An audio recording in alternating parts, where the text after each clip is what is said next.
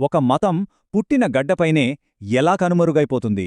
ఈరోజు ఇదే మన చారిత్రక అన్వేషణ. ఇది భారతదేశంలో బౌద్ధమతం కథ.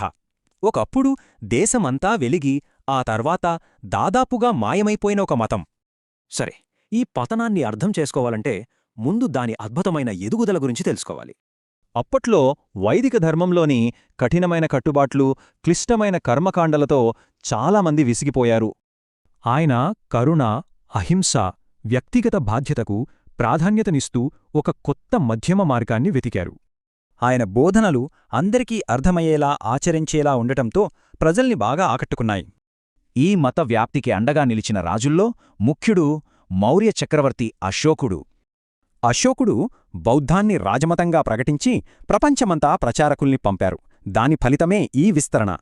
అదే సమయంలో సంఘం అనే బౌద్ధ సన్యాసుల వ్యవస్థీకృత క్రమం ఈ బోధనల వ్యాప్తిలో చాలా కీలకంగా మారింది. మతం పెరిగే కొద్దీ బుద్ధుని బోధనలపై రకరకాల వ్యాఖ్యానాలు పుట్టుకొచ్చి కొత్త శాఖలేల్పడ్డాయి. మొదటి చీలిక ఫలితంగా సాంప్రదాయవాద తేరవాద, ప్రగతిశీల మహాయాన సంప్రదాయాలు పుట్టాయి.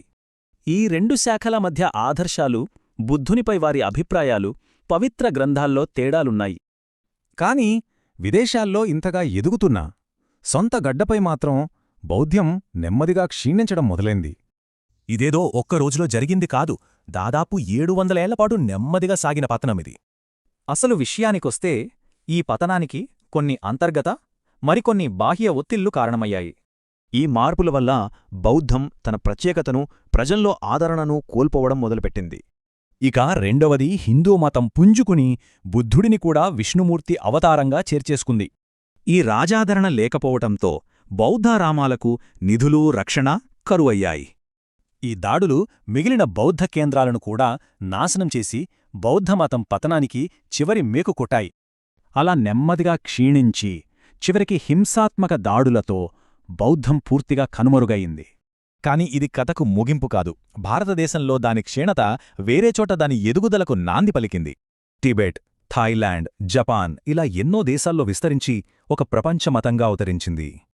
ఇది మనకొక ప్రశ్నను మిగులుస్తుంది. మన సాంస్కృతిక వారసత్వం, జ్ఞాపకాలు ఎంత సులువుగా మాయమైపోతాయో కదా.